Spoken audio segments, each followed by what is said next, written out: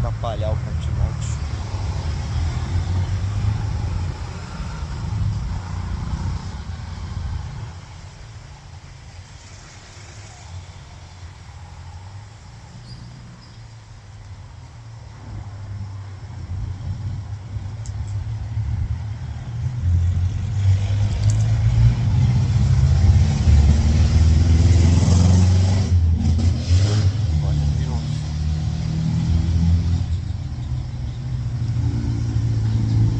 Glória a Deus. Em Romanos, capítulo de número 10, versículo de número 17, o apóstolo Paulo, inspirado pelo Espírito Santo em sua carta destinada à igreja de Roma, ele disse que a fé, ela vem pelo ouvir, e o ouvir da pregação do Evangelho da graça. Essa fé em que o apóstolo Paulo destaca nessa recomendação é a fé salvífica. Essa fé em que o apóstolo Paulo destaca, ela é única.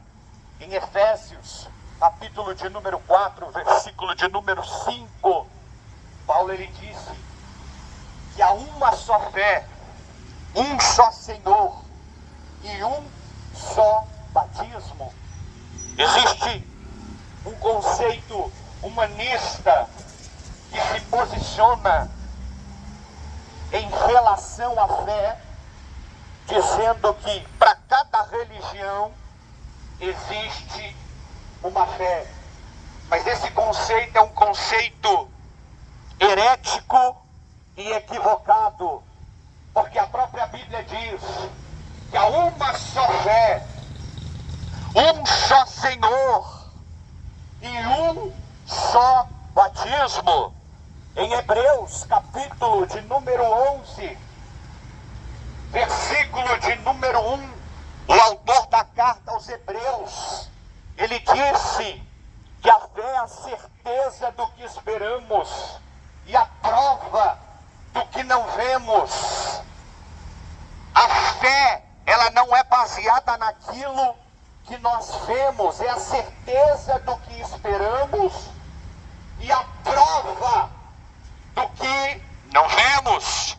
No contexto, no versículo de número 6, o autor da carta aos Hebreus, ele diz que é necessário que aqueles que se aproximam de Deus creiam que Ele existe e é galardoador daqueles que o buscam. Acreditar é um elemento da fé. Acreditar está presente na fé.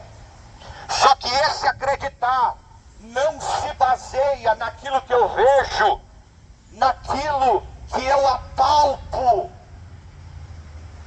E esse é o conceito que muitas religiões têm ensinado, como por exemplo a seita romanista, mais conhecida pelo conceito popular como Igreja Católica.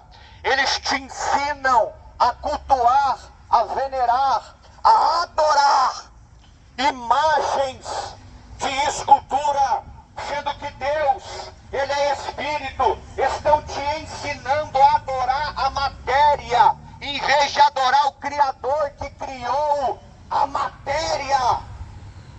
Estão te ensinando a adorar uma estátua que foi esculpida pelo homem, que tem olhos, mas não vê, que tem boca, mas não fala, que tem mão, mas não apalpa.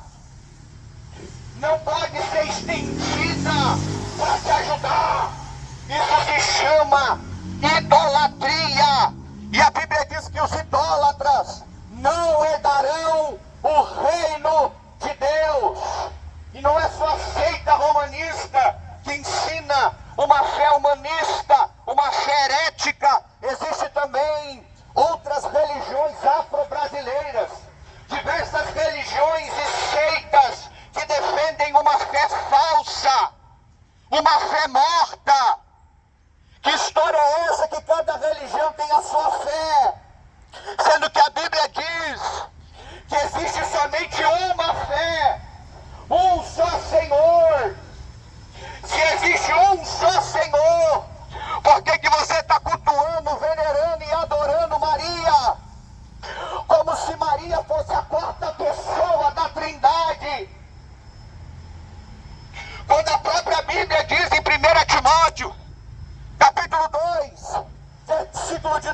5, que há um só Deus e mediador entre Deus e os homens, Cristo Jesus. Maria não pode fazer nada por você. Maria era uma pecadora. Romanos, capítulo de número 5, versículo de número 19. O apóstolo Paulo diz que através do pecado de um único homem, todos se tornaram pecadores. Maria também era descendente de Adão e Eva. Maria também era decaída. Maria também tinha uma natureza caída e corrompida pelo pecado. Em Salmo 51, versículo de número 5, o salmista ele disse: em iniquidade eu fui formado, em pecado me concebeu a minha mãe. Então pare de atribuir esse título de glória, Senhora, a uma mulher comum, a uma mulher que era pecadora e foi salva pela graça, a uma mulher que nunca foi imaculada, porque imaculado significa sem pecado. O único que não pecou foi o Senhor Jesus, dentre todos os homens. Os demais, todos já nasceram no estado de condenação, já nasceram mortos espiritualmente. E Maria fazia parte desse grupo de pessoas que estavam destinadas à condenação, se não fosse o sacrifício propiciatório de Jesus. Se não fosse o sacrifício propiciatório de Jesus. Então você que adora Maria, você está praticando idolatria. Em que texto bíblico que o Senhor Jesus, mais conhecido pela maioria das pessoas como Jesus, que vem do nome original Yahushua HaMashiach, quando que ele ensinou a adorar homens, a venerar, a cultuar, a confiar em homens? Nunca! Eu quero te dizer que você está crendo na pessoa errada. Eu quero te dizer que todo aquele que atribui um título de glória a alguém que não merece, está ofendendo o caráter santo de Deus. Deus te chama hoje a abandonar a seita romanista, a abandonar a quimbanda, a umbanda, o candomblé, a abandonar o budismo e até mesmo o cristianismo, porque o cristianismo não salva ninguém. Quem salva é Jesus. Quem salva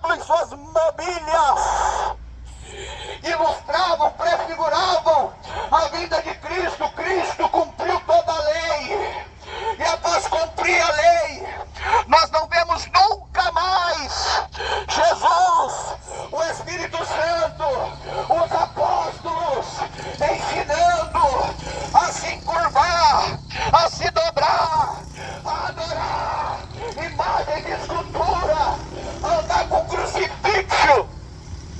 Quantas pessoas que não usam as imagens de escultura e crucifixo como amuleto da sorte? Eu quero te dizer que um pedaço de madeira no teu pescoço ou na parede da tua sala não pode te salvar. Isso se chama superstição. Isso se chama idolatria. Isso se chama falsa adoração. Jesus não está mais numa cruz para você comprar um Cristo crucificado e colocar na parede do teu quarto. Jesus está vivo. Jesus venceu a morte. Quando você se dobra ao Cristo de madeira crucificado, você está aceitando que Jesus não venceu a morte. Em Atos capítulo 1, versículo de número 3, a Bíblia diz que Jesus ressuscitou e se apresentou de várias maneiras, para que não houvesse sombra de dúvida que ele estava vivo. Ele não está morto, ele está vivo. Jesus te chama para fora do sistema. Está vendo esse templo denominacional que está atrás de mim? Não pode salvar. Sabe o templo da seita romanista? Não pode te salvar. Sabe o terreiro de Macumba? Não pode te salvar. Como que um lugar que invoca supostas pessoas mortas, que são demônios transfigurados dessas pessoas mortas, podem te salvar? Em Lucas 16:30, quando Jesus conta a parábola do rico e do Lázaro, Jesus ele deixa bem claro que é impossível que os vivos falem com os mortos. O Espiritismo te ensina que você pode falar com os mortos, mas a Bíblia reprova essa tentativa inútil e ridícula de falar com o morto. Hebreus 9:27 diz assim: está ordenado ao homem morrer uma vez só, e depois segue-se o juízo. Acabou, morreu. Você vai ficar aguardando o dia do julgamento. Não existe essa história que tua mãe morreu, você vai na mesa branca e você vai ver ela. Você está vendo, é um capeta transfigurado, com a aparência da tua mãe, com a aparência do teu pai, do teu irmão que morreu. É isso que você está vendo. Você está vendo o demônio. Você está achando que você está vendo o teu irmão que morreu com um tiro na cabeça, que morreu no acidente, quando a Bíblia está dizendo que está ordenado ao homem morrer uma vez só, depois segue o juízo. Não existe base e fundamento que apoie essa ideia de vivo falar com morto. É tempo de se arrepender. É chegado o reino de Deus.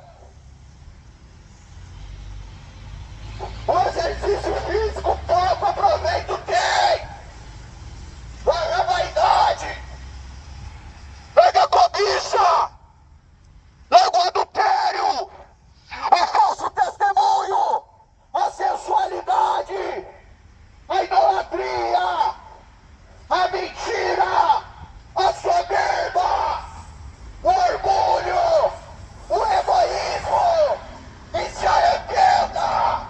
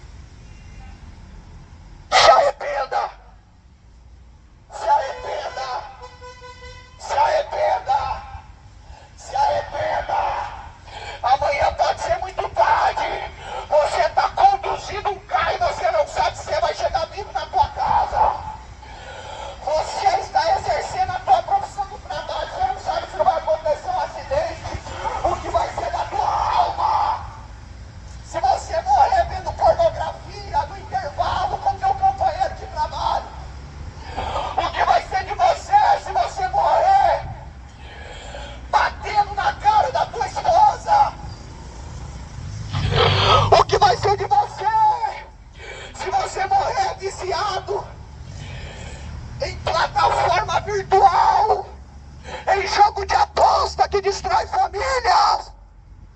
É tempo de se arrepender, porque Jesus Cristo de Nazaré está voltando. Aleluia.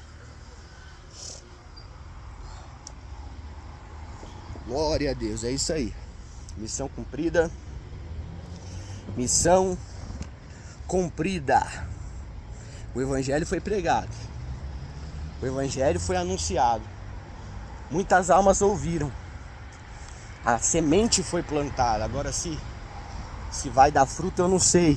Eu não conheço os eleitos de Deus, mas Ele conhece na sua onisciência, no seu atributo de onisciência. Agora minhas mãos estão limpas quanto a este lugar, este ambiente, esses estabelecimentos. Os funcionários desses estabelecimentos ouviram diante de Deus no grande dia, no grande trono branco. Não vão ter desculpa, não vão poder falar: eu não ouvi ninguém evangelizar. Deus vai falar: não, você ouviu sim.